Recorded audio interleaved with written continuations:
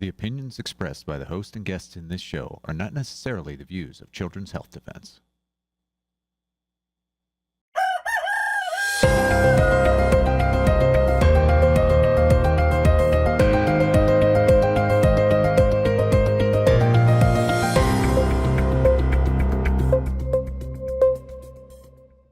Good morning, CHD. It is Sunday, November the 2nd, 2025. Welcome to This Week with Mary Holland, CEO and President of Children's Health Defense, and myself, Polly Tommey. Good morning, Mary. Good morning. Right, well, let's get on with our first article. And this is in The Defender by Sarah G. It says, a look at who is behind the escalating fake grassroots campaign to take down Robert F. Kennedy Jr., bureaucrats and career health officials led by fired EcoHealth Alliance leader Peter Daszak, best known for his role in suppressing the COVID-19 lab leak theory, are orchestrating a campaign to portray US Health Secretary Robert F. Kennedy Jr. as a danger to public health. Their coordinated push exposes how grassroots action can be weaponized to preserve the establishment's narrative. Well, they always are calling all of us a danger to public health, Mary. Yeah, but they're pulling out all the stops right now, Polly. So this is a really great piece by Sayer G that he published in his Substack. And how ironic is it? We're going to come back to Peter Daszak later in the show, where he's alleged to be a CIA asset who was over at Wuhan.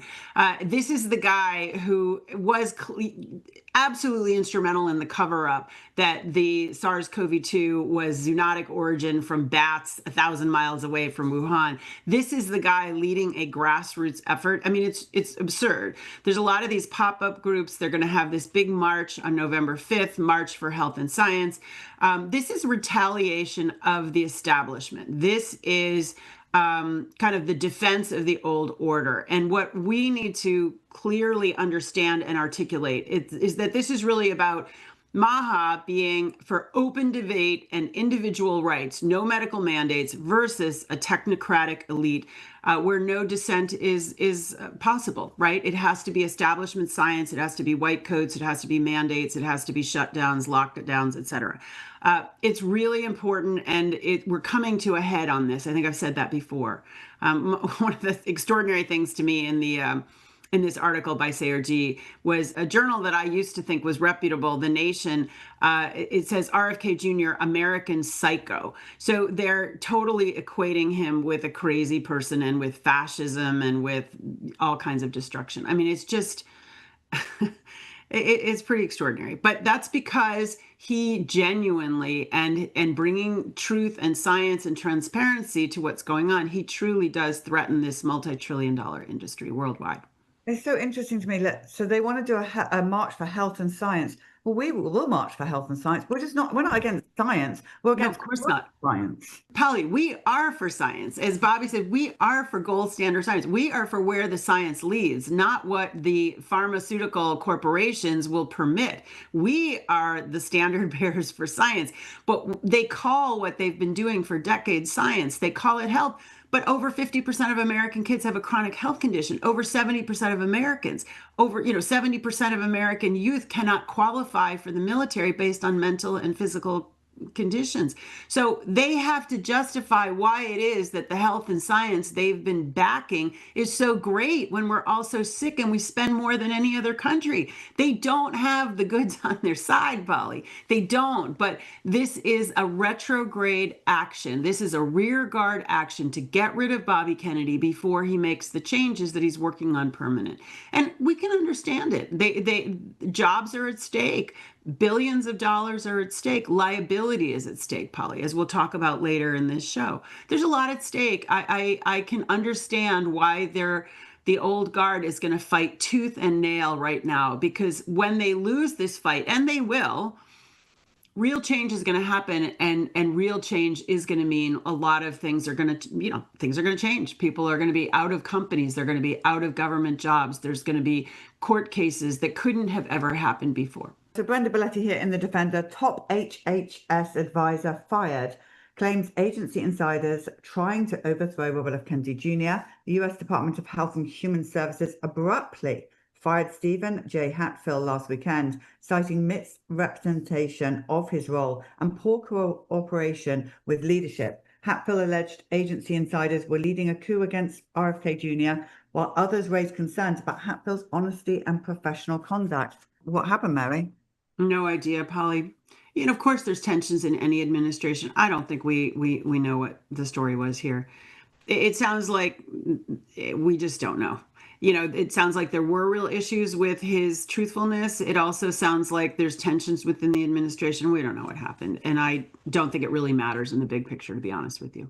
Okay, moving on then. Michael Nevadakis in The Defender. Biggest risk factor for autism, bombarding young children with multiple vaccines. A comprehensive review of 300 studies on possible causes of autism identified vaccination as the leading modifiable risk factor for the condition. The authors of the 82-page report said that multiple vaccines given in early childhood may overwhelm infants' developing systems. They said their report dismantles the falsehood that vaccines don't cause autism.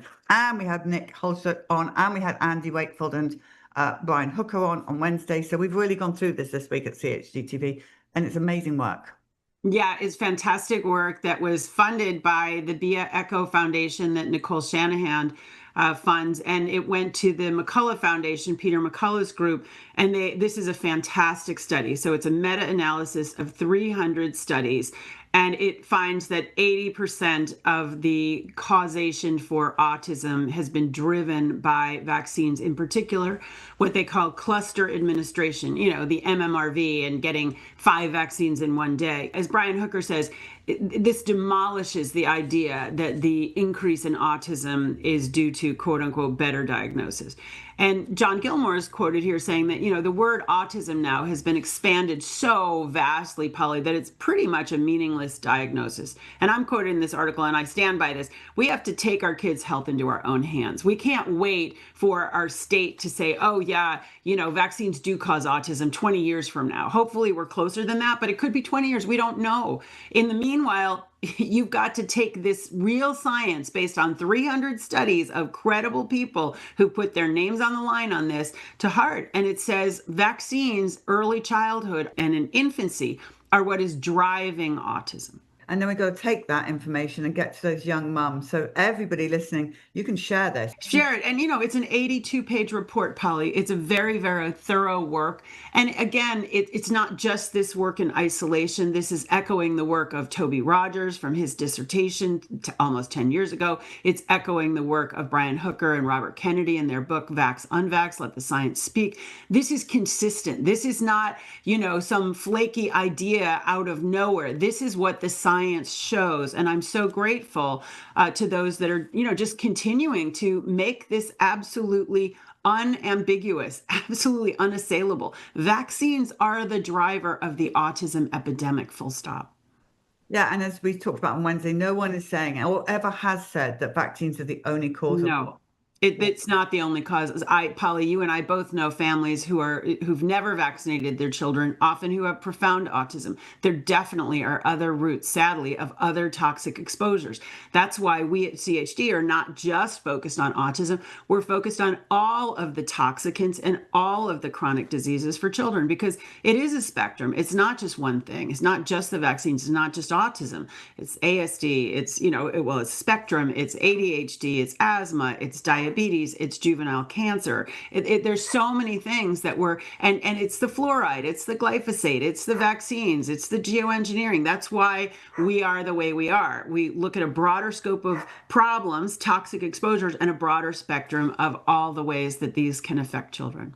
And this is a perfect time to say to our viewers, now is the time to tell your stories. If you have a story, and we believe you parents, if you don't think it's the vaccines, we also want to hear from you as well. But we want to hear what it is that triggered your child into autism. Polly, I want to say that, a lot of these children now, like our children, are in their late 20s, and some of them are speakers, some of them are letterboarders. We want to hear directly from the people who are affected as well. We want these stories because we are the biggest repository of these accounts. This is the basis of observation, is the basis for science.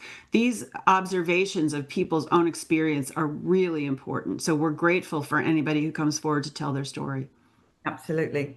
Okay, Jill Erzin in The Defender. They tased his dog, hacked his phone, broke into his house. It didn't stop him from telling the world what really happened in Wuhan. Dr. Andrew G. Huff told Tucker Carlson that when he tried to expose the true origin of COVID-19, powerful forces worked to silence him. But instead of backing down, the former Eco Health Alliance vice president stood his ground, determined to reveal the truth they wanted to bury. So this is fascinating, Polly. This is an interview that Dr. Andrew Huff gave to Tucker Carlson, and this article links to it, and it's definitely worth watching. So this is somebody who worked right next door to Peter Daszak back in the day, not currently, not in Wuhan, but he basically says Eco Health Alliance is a gain of function alleged nonprofit being funded by the National Institutes of Allergies and Infectious Diseases, Dr. Fauci's institute. They were collecting deadly viruses from around the world and figuring out how to weaponize them. And what he alleges in this interview is that the reason that Peter Daszak and Eco Health Alliance wanted to do work in Wuhan was to spy on the leading bioweapons institute in China, which was the Wuhan Institute of Virology. But basically what they were doing was transferring very high-level bioweapons technology to China. I mean, it's beyond crazy, Polly. It's beyond crazy, right? And this is all really in the murky area of violating the biological and chemical weapons treaties. We've got to stop this craziness. And for those who have not looked at Bobby Kennedy's book, The Wuhan Cover-Up, it really deals with these issues, and I highly recommend it. There is a terrifying bioweapons arms race going on, and Andrew Huff's interview really gives you kind of an up-close view on what that is currently really about. Okay, Michael Nevadakis in The Defender, crucial victory. Appeals court revives challenge to military COVID vaccine mandates. A federal appeals court reinstated a religious discrimination lawsuit challenging the military's COVID-19 vaccine mandate, ruling the plaintiffs can continue their case, even though the US Department of Defense rescinded the mandate in 2023. This decision breathes life into countless similar cases that were wrongly dismissed, says California attorney Greg Glazer, who, by the way, is not involved with the lawsuit. This is fantastic news, Polly. So one of the things we learned the hard way during COVID is that courts follow culture, and the culture has shifted since 2000 to 2023 of like, oh, everybody has to be shut down and you're a traitor if you don't take the shot, blah, blah, blah. Now, people are much more open to the idea, yeah, they lied and the shots harmed people, and the people who stood up to say no had a right to do that, and they should be listened to. So this is a great victory, 2-1, but on the question that whether or not, because there's now no longer military mandate, is this question moot? In other words, does it not matter? All 3 votes on this appellate panel said, no, it's not moot. That is fantastic. So this really, as Greg Glazer says, this does open up the possibility for the other suits to continue, that this issue of the mandate and denying wrongly religious exemptions is not moot. It is still a live question. We have to get this solved, because it matters. We still have the possibility under the PrEP Act, the Public Readiness and Emergency Preparedness Act of 2005, that we seek to have repealed, Polly. We still face the possibility that more emergencies could be declared. And the only basis on which you could opt out would be a religious exemption or a medical exemption, which is very, very, very hard to get. And this might be a very good time to say, if you're coming to the conference or watching online, watch out for that military panel, because we do have an announcement to make at the military panel that's kind of exciting. So we are going to be putting a 5-minute teaser of our new children's health defense film on the military. And I have to say, Mary, and I know you know this, but our viewers need to know this, of all the films that I've been part of interviewing people, this has taken me to another level, education-wise. Wow. I had no idea what the military went through. I think I just thought they went through the same as us. No, they did not. It was horrific. And that's what's going to be exposed in this documentary. But we have the teaser. I've already seen it. It's very good. And you're yet to see it, Mary, but you will see it very soon. But yes, it will be. we're going to be releasing it there at the conference. Well, that's fantastic. That's fantastic, Polly. Yes. I mean, if you haven't yet signed up, if you can't come to the conference, and we would love to see anybody who can come, but we're sold out at this point. But if you can't come, sign up for the online version, because you'll get the whole 2 days worth, November 8th and 9th. And you'll be able to save that and watch it whenever is convenient for you. You don't have to watch it on the 8th and 9th. And it is going to be an amazing conference. And it is going to be really bringing us together, energizing all of us, getting ready for 2026, which is going to be a pivotal year in the health freedom movement. So, but this film about what really went down in the military, I can't wait to see it. And this is just the teaser, but the film will be coming out in 2026. Isn't that right, Polly? Coming out around in the beginning of July 2026, and it's made by the same filmmakers that made Vax, so the Tommy Burris production. So it's the same. You know it's going to be a good film. It's coming together, but it will blow your mind. I'll tell you. And it's called Duty to Disobey. So think about that. It's incredible. And the people in it are incredible. I can talk about this forever, but we'll move on. But we will come back and talk to you about it once we've released the teaser in the following weeks. Jill Erzin again in The Defender. What's missing from mainstream narrative on rising cancer rates? Journalist Kim Iverson cited the Washington Post and New York Times reports on rising cancer rates among young people, noting the outlets offered different explanations, but agreed the surge began within the last decade. The quote here, well, guess what happened 5 years ago? COVID-19. And guess what they started vaccinating everybody with? Within the past decade. It's the same thing that we've been saying at CHD for some time. I mean, it's nothing new here, but still, at least other outlets are picking up, like Kim Iverson are picking this up and talking about it. But yes, we all know the rise in cancer. We all know when COVID-19 shots came in. Yeah. Kim does a great job. She points out that, as Mary Talley Bowden has said, they've been now hiding the number on the rise in cancer in young people, but we're seeing, advanced cancers in young children that's never been seen before, Polly. It's just tragic. It's just terrible. These shots cause cancer. I think, we at CHD are doing some science work in our science department on turbo cancers and the mRNA shots. Of course, it's not the only factor for cancer, but we can see a dramatic rise in cancers. In fact, the South Korean study that I think we'll come to later, there's a 27% increase in cancer rates since COVID. We didn't know what we were doing. Maybe some people did know what they were doing, but these shots have tremendous side effects, aside from not working against COVID. I mean, I think everyone knows somebody who has not just an injury, but someone with cancer. I do too. In the government news watch section of The Defender, it says top CDC vaccine advisor says school mandates are not necessary. This is a publication called Notice reporting. Dr. Martin Kulldorff, who leads the CDC's vaccine advisory panel, said in a new interview that school vaccine mandates are not necessary. The comments signal an apparent about-face for CDC leadership. Kulldorff also rallied against COVID-19 vaccine mandates, saying the restrictions were both unscientific and unethical. Changes at the CDC, Mary. Polly, this is almost the biggest news in our whole show, that the head of the Advisory Committee on Immunization Practices, that for the last 50 years has been a rubber stamp for every vaccine, has been a mouthpiece for the pharmaceutical industry. We now have Martin Kulldorff, a former professor from Harvard, who is saying that in an interview with Politico, which is very mainstream news, that the ACIP and CDC should not be involved at all in mandating any vaccines. That's what he just said.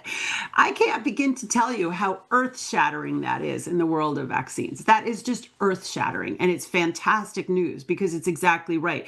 It is unscientific and unethical for the government to be creating the platform, which is what ACIP does, for states to then mandate vaccines. So I am super excited about what that may mean. No, me too. Brenda Belletti in The Defender. New Jersey's new health rules would strip control from families. Medical Freedom Group says New Jersey's medical freedom groups are calling on residents to protest proposed health code changes that broaden vaccine control in schools, expand data collection, and hide some public health records. The state says the rules streamline health policies, but critics argue the changes shift authority to the state and limit parental rights and undermine government transparency. Well, we did cover New Jersey last week. It sounds like New Jersey's possibly the new place not to live. Just saying.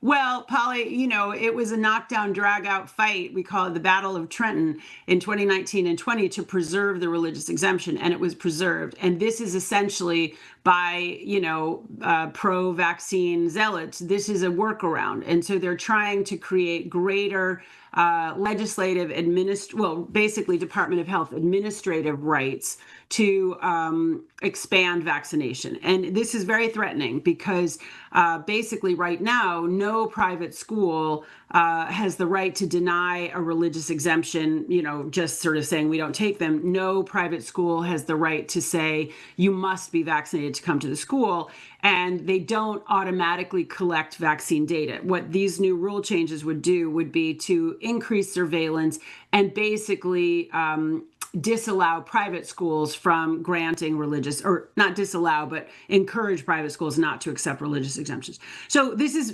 definitely bad news. It definitely needs to be pushed back against. New Jersey is one of these states, Polly, in this northeastern group with New York, Connecticut, Maine, Vermont, trying to create this sort of CDC of their own, just like the Western states. And I hope that it fails, right? But we'll see what happens. Okay, well, this is trial site news in the Defender. Why do all US newborns still get a vaccine that most wealthy nations skip? The US vaccinates every newborn against hepatitis B, while most wealthy nations target only high-risk infants based on maternal factors. With infections now exceedingly rare in infants, more experts question whether the universal day one shots are necessary. Please keep questioning that because it's just ridiculous. We've been saying it for ages. This is great, though. This is trial site news, Polly. This is basically going to Pharma. This is basically going to people in the regulators. And there's no basis for a hepatitis B shot for all newborns. They're saying there's 20 cases per year. Out of 4 million births, there are 20 cases of perinatal, right after birth, hepatitis B. They already have screening. They already vaccinate the moms. This is ridiculous. And it's very important that the rest of Western Europe does not do hepatitis B. ACIP is looking at this right now, Polly. I think this is going to change. So this is very exciting. And again, if you have a Hep B story, please, we really need to hear these stories. And again, it goes back to those wonderful boys who had that ghastly reaction when they couldn't hold their heads up. That was just Hep B. So stories at chd.tv. Please, we need to hear your stories. Very, very important. Okay, Brenda Belletti in the Defender. Texas Attorney General sues Tylenol makers for hiding autism risks and misleading pregnant women. So this is Texas Attorney General Ken Paxton, and he's suing Johnson & Johnson and its spin-off, Kenvue, accusing them of deceptively marketing Tylenol as safe for pregnant women, despite evidence linking the drug to autism and ADHD. The lawsuit claims the companies concealed risks and misled the public and restructured their businesses and to avoid liability. So I'm glad this conversation is still going on, because there's a lot of people out there right now saying, oh, Robert F. Kennedy Jr. made a mistake. There's no connection. He did not make a mistake. And I do personally believe there's a connection. I don't believe it's what caused Billy's autism, but he had a ton of Tylenol. Well, I think it's a cofactor, Polly, and Kennedy is not saying it's the only factor causing autism. He's not even saying it's proven, but he's saying we should be employing the precautionary principle and we should be telling pregnant moms. But this is a fantastic lawsuit. I'm so delighted about this. This is Ken Paxton as the AG saying he wants to hold Big Pharma accountable for poisoning our people, and we will help make America healthy again. And what he's basically alleging is not only that Tylenol knew that for over a decade that it was likely causing autism, but they then had a fraudulent conveyance. They gave this, they spun off a wholly owned subsidiary, Kenvue, and then they had Kenvue go public, not giving enough money to Kenvue to be able to pay off what they knew were likely to be liability for all of the harm that they had caused. And so this is an injunction. He's seeking an injunction for unfair trade practices and to destroy all the marketing materials that say that Tylenol is safe in pregnancy and that it doesn't cause autism and ADHD. I just love that. I think that's great. Apparently, even the American College of Obstetricians and Gynecologists is pushing back on this, which is really tragic that they are aligning with Pharma. This is a great case, and we will definitely cover what's happening with it. Meanwhile, here in Texas, you walk into HEB, this is our main big store for food in Texas, and they're promoting Tylenol as soon as you walk in the door. Big displays of Tylenol being promoted. In the Defender, FDA knows which drugs came from dirty factories, but keeps the public in the dark. The FDA has repeatedly discovered filthy and contaminated conditions at overseas factories making drugs for the US. But it hides the names of the medications from the public by prioritizing drug makers' trade secrets over transparency. The FDA makes it impossible for doctors and patients to know if their medicines are safe. That's a good point. That's something I didn't think about. Yeah, we don't really, not only do we not really inspect the facilities overseas, particularly in India and China, but when we do find out about, terrible conditions, the FDA doesn't tell the American public. Well, what's the use of that? They are prioritizing trade secrets over transparency. And kudos to ProPublica for writing about it. Yeah, absolutely. I slightly wonder why we're not making drugs in the countries that we're delivering them to. But anyway, there's another subject. Well, that's one of the things that the Trump administration is doing, Polly. By increasing the tariffs, the hope is to bring back some of the manufacturing. And in point of fact, Pharma is now committing to, this was part of the Pfizer commitment of $50 billion. They are committing to do more manufacturing of drugs in the U.S. Family sues Merck, says daughter's death caused by mum's exposure to chemicals in contaminated workplace. This is a Georgia family who's suing the pharmaceutical giant Merck, alleging toxic exposure at the company's now demolished Albany plant caused their daughter's fatal brain cancer. Attorneys say the lawsuit is more than a case. It's a wake-up call for workplace safety and corporate accountability. The mother gave birth to two daughters in 1997 and 1999 while employed at the Merck plant. The lawsuit asserts that both girls were exposed in utero to hazardous substances, increasing their risk of developing childhood cancer. And just to say, those lawyers are coming on CHD TV tomorrow morning to talk about that case. Oh, fantastic. That's great. So yeah, one of these girls died at age 26.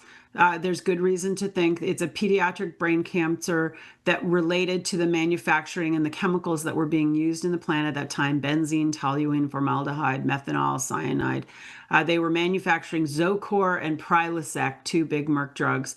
The plant is since closed, but again, let's see how this case develops. They didn't warn this pregnant mom, and it's tragic. It's tragic.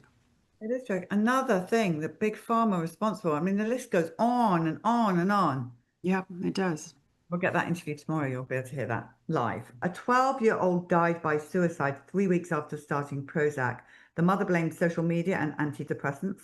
A 12-year-old girl then took her own life. It was just 3 weeks after starting Prozac, following years on social media with an addiction to social media that contributed to her depression.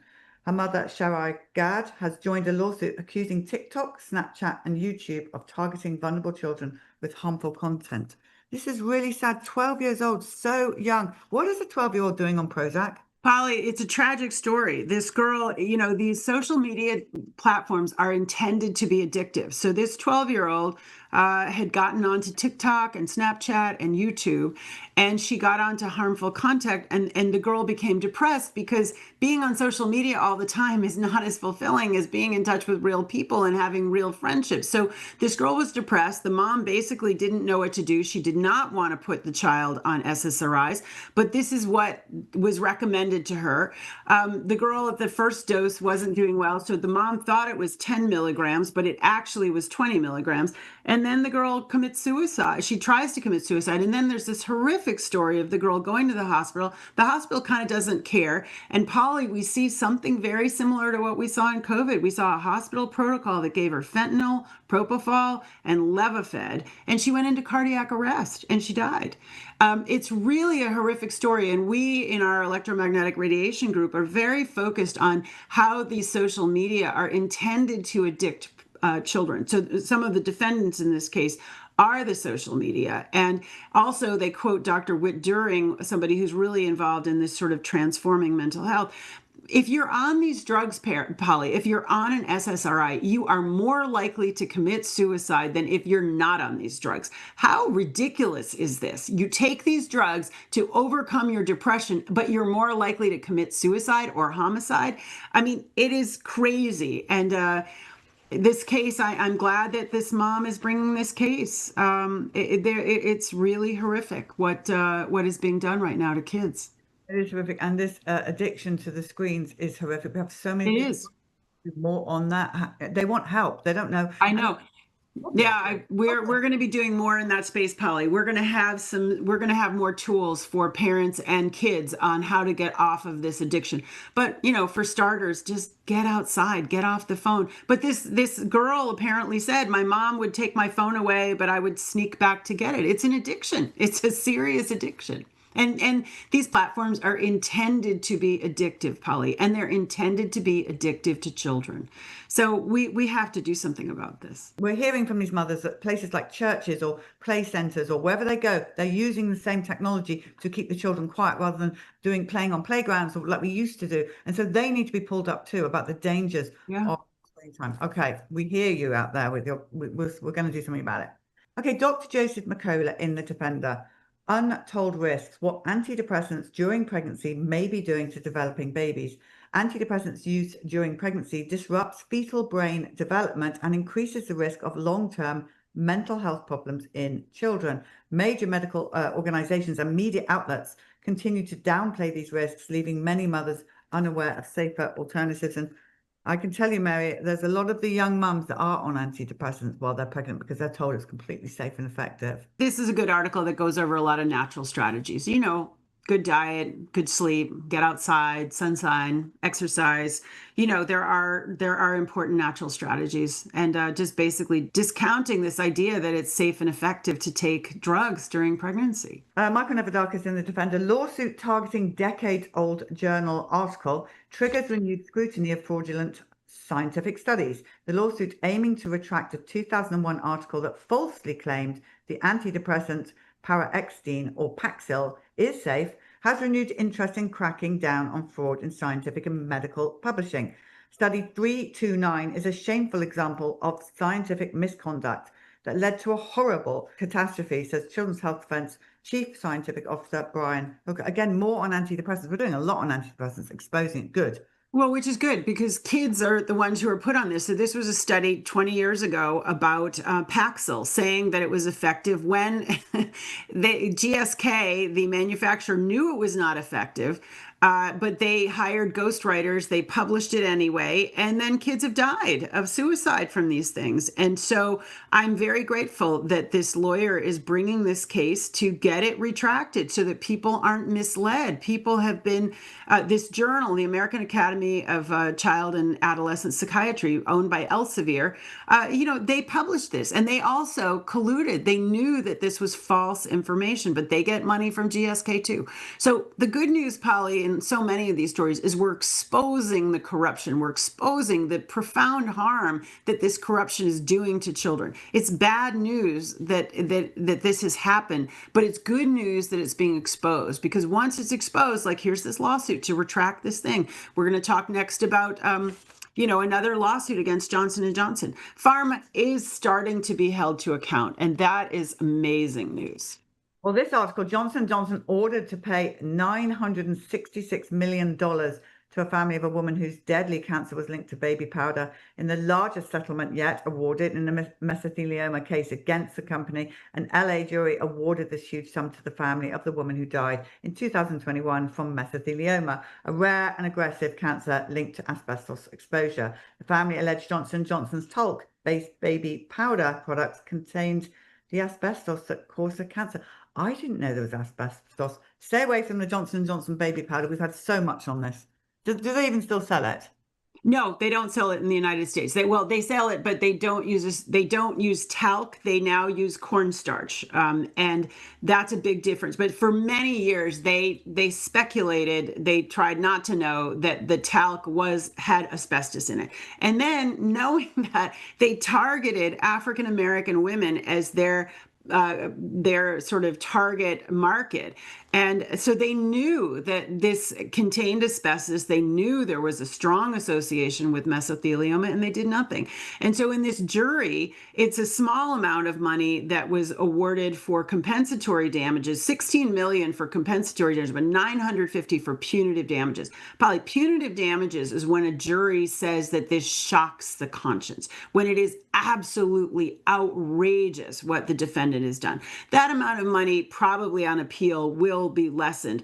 But what they saw was exactly what we were just talking about with the Ken Paxton autism and Tylenol story, which was also Johnson & Johnson, is that Johnson & Johnson tried to offload all of these potential liabilities that they knew were going to happen in court to a subsidiary. And the court, they offloaded it to something called LTL management. And the court said, no, we're not letting you do that. That's a fraudulent conveyance. So this is really exciting that we're starting to see some accountability. We're just at the beginning, but we are starting to see, in my view, Polly, a major shift in the way that the world looks at big pharma.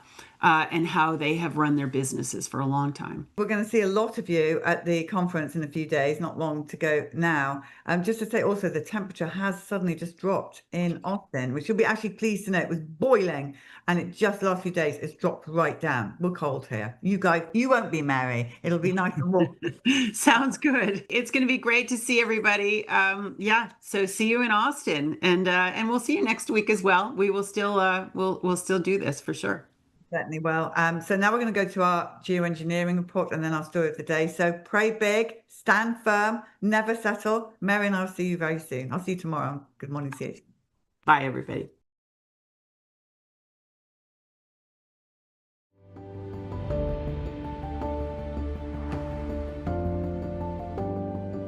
Hi, Dane. Glad to have you back.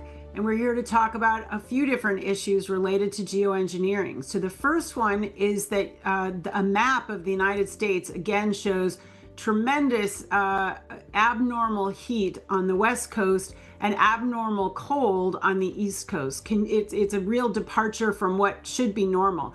Can you tell us what this is really about? People should pay attention to these maps because meteorologically they are impossible to have this kind of conditions without massive climate intervention operations, aka weather warfare. NOAA, National Oceanic Atmospheric Administration, is simply passing down the script from those who draft it. Private defense contractors Lockheed and Raytheon are doing all the weather modeling for the National Weather Service and NOAA. Why would we need private defense contractors that are neck deep in climate engineering to do all the weather modeling for our nation's weathermen? Because it's a script and they need to match that script. And the latest, even more recent than the map you just showed, shows massive heating again rebounding across almost the entire country. Weather and temperature whiplash scenarios, Mary, that are simply impossible without massive climate intervention operations, toxic climate intervention operations. And so should we imagine that these toxic climate interventions are being done by NOAA itself, or are they contracting out to military contractors? Who's doing this, Dane? And, this is evidence that it's happening. Who's doing it? Many players involved, and again, the denial of these operations, literally pathological denial, not just by populations, but by the so-called academic community that are trying to protect their paychecks and pensions. Ultimately, Mary, all roads lead back to those who print the money. They control militaries, thus they control governments, they control agencies, but we have many players involved, many governmental agencies involved. We have compartmentalization going on, and we have documents going back decades, as far back as 1978 for one 800-page U.S. Senate document outlining multiple governmental agencies involved, all compartmentalized. But ultimately, at the core of this, we absolutely positively have the U.S. DOD in this country, but we have other countries actively and passively participating, including superpowers with otherwise adversarial relations. This is a global operation. Thank you, Dane. So now I'd like to turn to what's just been happening in Jamaica. There has been a profound hurricane there, Hurricane Melissa, category 4, 5, even 6 levels, 185-mile winds, called the storm of the century. What's really going on there, Dane? They're really struggling to find the kind of devastation that we would have expected with what amounted to be a category 6 hurricane, because when it blows down wooden shacks with metal roofs, that's not indicative of a Category 6 hurricane. It should have wiped the area clean, and I'm sad for all the damage that's done. But let's add this into the equation. First, the U.S. was predicted to have a major hurricane season with multiple impacts. Zero, none, total bust. Those in power know that the public is waking up to climate engineering operations. Is that why they deflected everything from a U.S. impact this year? And this is not nature. Again, I want to stress this: hurricane suppression modification operations started in 1947 with the U.S. military. How far have they come since? So we had a complete bust of hurricane anything in the U.S. this year, in spite of predictions to the contrary. But Jamaica at the last hour gets hammered. What else happened this year? Jamaica announced, and Tobago, that they had exceptional deposits of rare earth minerals, which this administration is very, very feverishly pursuing. And there's conflict between those governments and the U.S. government in regard to those minerals. Was Hurricane Melissa a shot across their bow? Was it dialed down at the last moment? And they can manipulate the data loops, the screens, with AI any way they want. They can make that storm look any way they want on screenshots and data loops, and it doesn't necessarily reflect the actual storm intensity and the actual damage done. So again, the weather warfare intricacy at this point is immense, and it's about bringing countries to their knees, forcing them to allow us access to their resources, in this case rare earth minerals. Why would we not think there's a connection here? And we saw the same thing with Hurricane Helene, Mary, with the lithium mines there, that population wiped out. Is this all just coincidence all the time? I think not. Which one was Helene, Dane? Remind us. Helene slaughtered North Carolina. And the lithium mines there that had contracts with the DOD due this year that they were not able to fulfill because the local residents were not willing to relinquish their land. I mean, it's all this coincidence. When Dubai stated they were going to ditch the US dollar a year and a half ago, they got 2 years worth of rain in 6 hours. And we recorded in that case the frequency transmissions over the Persian Gulf the day before and the day of. And the same thing with Hurricane Helene, Mary. We recorded the frequency transmissions that manipulated that storm into that location and held it there. The circular blue flashes seen in this video are frequency transmissions from the NexRad network of transmitter installations. All available science evidence makes clear that atmospheric frequency transmissions can and do have a repelling effect on air masses, especially if and when the air masses have been seeded with electrically conductive nanoparticles. The brighter the blue flash from a frequency transmission installation, the more pronounced and powerful the repelling effect on any air mass or storm in the vicinity will be. Where there are no blue flashes, there is no transmission, thus no repelling effect, thus no resistance for a migrating storm. Translation: a migrating storm will be hindered from moving toward frequency transmissions and will easily migrate in a direction with no transmissions. We recorded the same with the floods in Texas that killed the kids in the camp as well. What will it take to wake Americans up to the fact that they are being subjected to weather warfare operations on an almost daily basis in some form or another?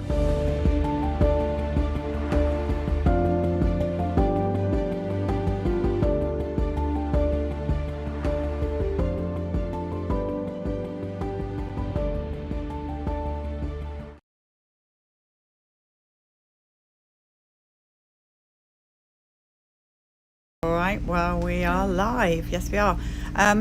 Okay, let's tell us your name. Katrina Hachinsky. Matt Hachinsky. And this is Megan Hachinsky. Megan. Hi, Megan. Hi. Hi. Right, this is a story about Megan. So let's go back to before her 4 month shots. If you can describe what she was like as a baby. She was happy. I recall like it was around Christmas time.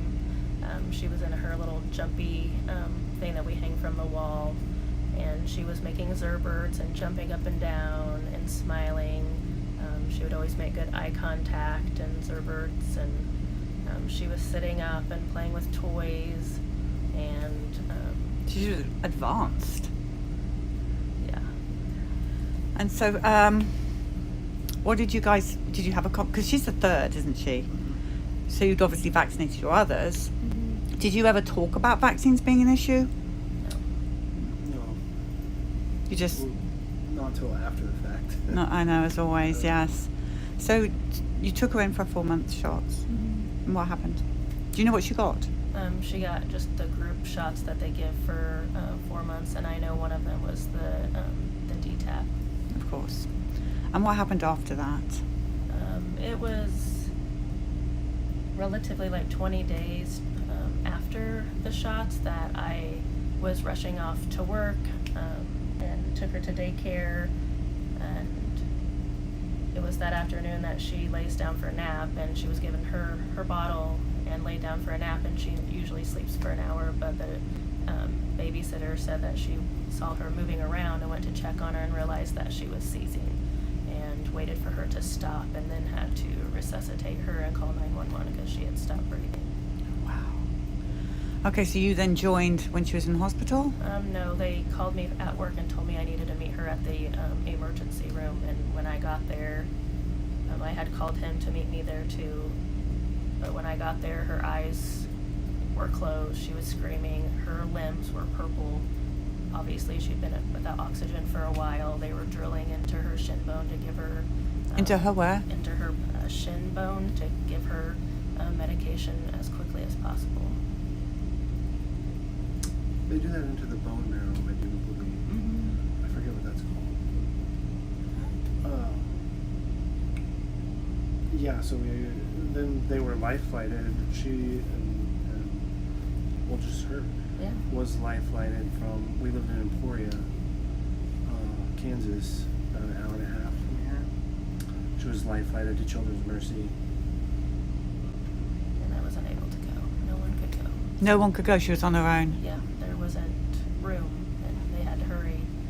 And so we had to go home and pack our bags and not realize how long we were going to be staying there to drive an hour and 45 minutes to meet her. And do you know what happened to her while you were not with her? You have no records or anything? Nothing. No, just that they were keeping her calm. And so when you did get to her, what was the state of play? What did they say to you? They wouldn't really say anything to us because they had to do abuse tests and to rule out that there was any kind of abuse happening for her to be injured or the reason why she was the way she was. And so they had to do like skeletal tests and CT scans and to rule out any sort of trauma. And then after that, they were asking us lots of questions, and she seemed okay, except for she was crying, and I tried to nurse her, and then I realized that she couldn't. She didn't have the ability to anymore. And her eyes still weren't open. She couldn't open her eyes. So how long was she in that hospital for? 3 weeks. And then what happened? They just let you take her back or what? Well, she started seizing again the next night, and then they couldn't get it to stop, and so they put her in an induced medical coma for 5 days. And they ran an MRI at that time and saw that she had a severe brain injury due to the lack of oxygen, and brought us into the room and told us that she was never going to be normal again. When did you start talking about the 4-month shots? I mean, what did they say caused the brain injury? They didn't say. They didn't They say. just said lack of oxygen. I didn't correlate the shot since it was 20 days later until after we had came home from the hospital, started her Facebook page, and then started receiving lots of influx of people telling me to read this and think about this, and it just kind of one thing led to another about learning about toxins and inflammation, and that led me to vaccines. They were very, I guess, matter of fact in the hospital, you know, telling us that she would never be normal. I mean, at one point they were telling us she wouldn't be anything more than a vegetable. Even though there were signs from her that wasn't even close to being the case. So that was, you know, difficult for Mom to hear. You know, but I think it also is kind of lit a fire under all of us all at the same time. When, you know, you start to realize that they're not necessarily telling you the truth, you know. So that part was very. It must have been really hard to have them sort of accusing you of potential injury as well. I mean, at first, I mean, I think, you know, they were just doing their due diligence, so I don't. Yeah, it was hard, but you know, I think they, you know, they had to do that. Mm-hmm. You know, I think once they ruled that out, it was fine. You know. But she came home on a feeding tube. I had to feed her through a tube. They wouldn't let me nurse her, even though I knew that that's what she wanted. She had what they called like some neurological issue going on in her brain, where her brain is just in chaos, and she literally screamed 24/7, and then we would just sit and cry together and sing, because that's the only thing that calmed her down. So she's 11 now, 10 years old today. And so what, I mean, this is a hard question, but what's a daily day like for her? What is the 4-month vaccines taken from her life? She just needs 24/7 care. I have to bathe her, feed her. She can walk with, you know, assistance, and she can stand and play ball. She can listen to books. She talks a little bit, but she can't go play soccer with her friends or run around and talk and play on the playground. You know, she just needs help with every aspect of her life. She can't tell us what she wants, what she needs, if something hurts, if she's in pain. Part of her brain that was injured is the visual part, so she doesn't have vision like what we have, and no one can really tell us. We just have to kind of play the guessing game with her vision, because no one can really tell us, because she can't verbalize what she can see. We have no way of knowing, you know, exactly what she's seeing. Yeah, it's a cortical visual impairment, so it damaged the processing centers that when she gets the visual information in, but her brain can't process it. So sometimes she might be looking at something just like we do, but she doesn't know what she's looking at. Megan, what do you like to do? What's your favourite thing? What does Megan like? Do you like to play ball? Yeah. Playing ball? Good. You like to read books? Are you tricking us? Yeah. Do you like to play with Daddy? Yeah. Yeah, that's your favorite. Do you like to walk? No. Are you tricking us again? Yeah. Yeah. Just recently, 3 years ago, she started having seizures again when she was 6. She didn't have any from the time she was a year old until she was 6, and then she started seizing again, and they got out of control to where we couldn't stop them, and they put her in a medically induced coma again. And she was back to where she was at the beginning, like an infant. Couldn't open her eyes, couldn't move her head. And, you know, she's 60 pounds now, and she couldn't eat by mouth anymore. So we had to work our way back up to where we are now for a second time. And we finally have been able to seek holistic medication and help from a functional medicine doctor and chiropractor to get her off all of her medications and work on stopping her seizures, because she's still currently having them, but they're very mild and controlled. So she's better on natural medicine rather than big pharma Correct. medicine. Yep. Interesting. So what's your message to those parents who think it's a good idea to take their babies in for these shots? To do your own research. Don't ever blindly trust anyone, and ask lots of questions, and if they can't answer them, find someone who can, but not to just blindly subject your child to something that you have no idea what's in them and what the potential of harm is. And just because they have that doctor in front of their name doesn't mean they know what they're talking about. That's right. You know, I stick to when they told us she was going to be a vegetable, but I was like, there's signs. That's not even the case right now. Why are you telling us that? And so, you know, take everything with a grain of salt that they tell you, and yes, do your own research and use your own better judgment. You know your child better than any doctor, no matter what they tell you. That's good advice. Yeah. Well, Megan, Everybody's blowing you kisses and saying how much they love you. Can you say cheese? Cheese. Cheese. We love having you on the bus, Megan. Huh? Yep, on the big bus. Can you wave? Is there anything else you'd like to say? Oh, wow. Thank you for waving. Is there anything else I'd like to say? Yeah, you want to add to this? Just you know, take your health seriously and your children's health, and start young, because they'll grasp onto it. Our son has taken to it, as far as, you know, all the health protocols we do and everything, and they'll catch on. So start early. Okay, well, thank you so much for telling your stories. I'm Absolutely. Megan. Megan, you want to sign the bus? Yeah. Yep, okay, let's do it.